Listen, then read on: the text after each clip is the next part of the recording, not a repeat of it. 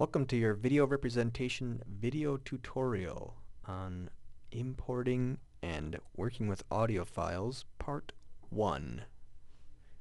In this tutorial I'll talk to you about how to import audio files such as music from your scratch disk, how to place it in the timeline, and how to make simple adjustments to its volume. Importing an audio file is the same process as importing any other kind of file other than bringing in materials from your SDHC card. We simply go to File, Import, Files, and then serve to the place where your file is. It should be saved in your project folder on your scratch disk. Scratch disk, mlang3, project 1, in my case practice files, and there's the audio file that I want to choose. You can see it brings the file directly into your browser where you are ready to work with it. I keep my clips as organized as possible, so I'm going to drag it here into my audio clips folder where it now lives. Now I could bring this audio file, in my case a song, into my timeline and work in my project in two different ways. First, I could drag it directly into my timeline. Simply drag and drop, and there it is. But as you can see, because the audio file is much longer than my video files, this is an awful lot of overkill.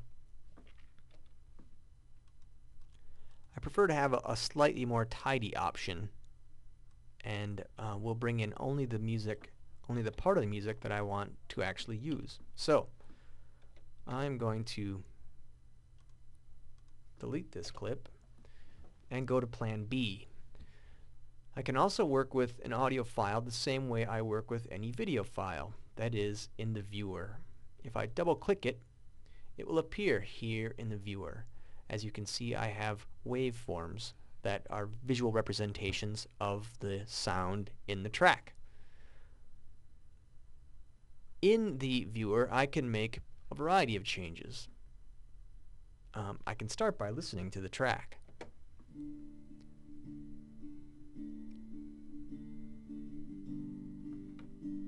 By simply pushing the space bar or using the play button, I can play back the track. I can also scrub the playhead forward and backward. I can advance frame by frame to find exact points and make very precise adjustments. Also in the viewer, I can set in points and out points so that I grab only one segment, only the segment of audio that I want. So I set my playhead to the place where I want an in and push I to set my in point, and you see we get the in point icon. And then I can either play ahead to the next point, I can drag my playhead to the next point and set an out, or if I know exactly how long my piece of music has to be, I can type it directly into the duration field here. Going back to my video, I can learn by taking my playhead all the way to the end of the video track that my video is 12 seconds and 13 frames long. If I want 12 seconds and 13 frames of audio, I can simply enter 12:13, and it will automatically set an out point based upon the in point that I previously set. You can also do this in reverse by setting the out point first, entering the duration, and it will automatically set your in point for you. Now I'm ready to bring this clip down into the timeline. This works slightly differently than with video, however. With video, I can simply grab the image and drag it down, but if I try to do that with audio, it simply jumps the playhead around. I can't grab and move it. So I have to use this other mechanism. It's the small hand with the play button. Here. When the hand appears, you click and drag, and you can place your audio exactly where you want it. Now I have a perfectly matched piece of song to go with my two video clips. You'll see in my case there's a bright red line because this piece of audio needs to be rendered. It needs to be electronically changed, converted to a file format that Final Cut Pro recognizes more readily. This is an MP3 file, and it's useful in Final Cut Pro, but it needs some work. We can render by going to Sequence, Render All, and here you might encounter a problem that will come up from time to time. You see that you have an option that you should have access to, Render All Both. You know something needs to be rendered, but it won't let you do it. The problem is often simple and a little annoying. You can see that I was most recently in the viewer, and the viewer toolbar is a brighter gray than the timeline toolbar. That's because I have the viewer window selected, not the timeline window. If I click here in the timeline window, this one becomes the highlighted and selected version, and now I can go to Sequence, Render All Both. Now the bar is gray. That soundtrack is converted and ready to listen to here in the timeline in my project, so I will do that.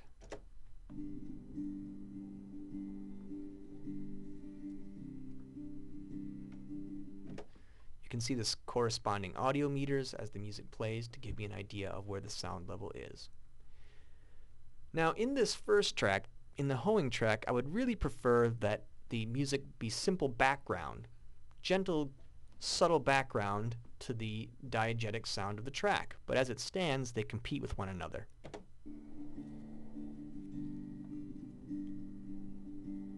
In fact, the song dominates the diegetic sound. I can change the volume in this clip in two ways. First, I can select the clip in the timeline, which will bring it up in the viewer. That is, double click here in the timeline. It comes up again in the viewer, and I can change the volume level for the entire clip by grabbing this level bar and pulling it to the left. You'll see that that decibel number goes down gradually. You'll also see the pink line, this one, moves up and down. This is the sound level indicator, and it moves in correspondence with the level slider. The decibel rating is somewhat relative. You'll still need to pay attention to the audio meters and to your ear to make sure that the sound level is where you want it. But I've made an adjustment that I think will work. I'm going to listen to it again.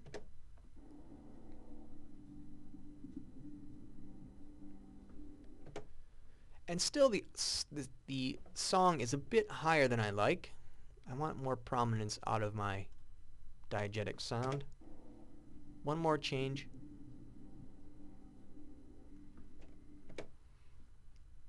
And perhaps I've gone too far, but I'm done tinkering for the moment. The other way to change the sound is to do it directly in the timeline. Your screen, timeline screen, may look more like this, just the audio tracks themselves.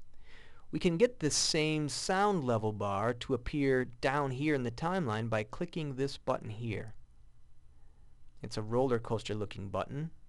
It's the clip overlays. We can click it and get pink lines through the audio tracks. This bar is identical to this bar, and any change that we make in this bar by clicking it and grabbing it and moving it will change in the viewer bar as well. You can see as I move it in the timeline, it also moves in the viewer.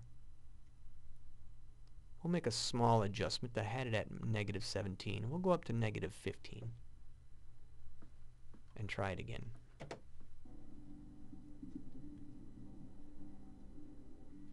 Yes, much better balance, just what I want.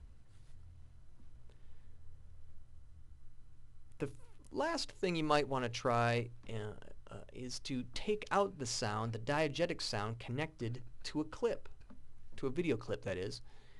Here, in this first track, I have the diegetic and sound working together, but in the second clip I would like just the non-diegetic sound, just the soundtrack, the music clip. I can do that in one of two ways. The first is to double-click, select that clip, bring it up in the viewer, go here to the Stereo tab, And again, when I see the waveform, grab the level meter and take it all the way left. This will take the level line all the way to the bottom, and it will read negative infinity decibels. That means no sound. Now I can be pretty confident that there is no diegetic sound. If I want to be sure there's no diegetic sound, I have to watch the audio meters. That's what guarantees that there is or isn't sound. But I can't see in the audio meters because the music is bringing in audio levels.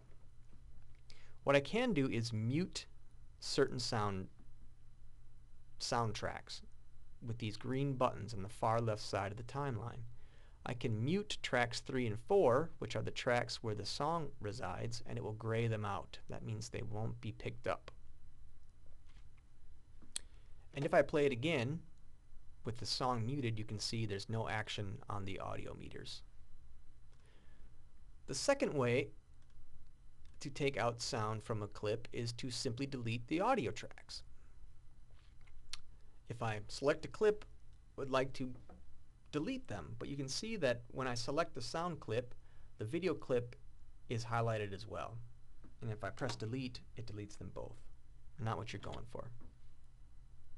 What I need to do is unlink these clips. We do that using the link selection tool here in the top right of the timeline. It's the small chain link or figure 8 looking icon. If I click it and turn it gray, I can now click either the audio, video, or the audio independently of one another. I can select the audio clips, press delete, and now that sound will be gone. Those are the basics for manipulating sound, adding soundtracks, and making simple adjustments to sound in your Final Cut Pro project. Get cracking.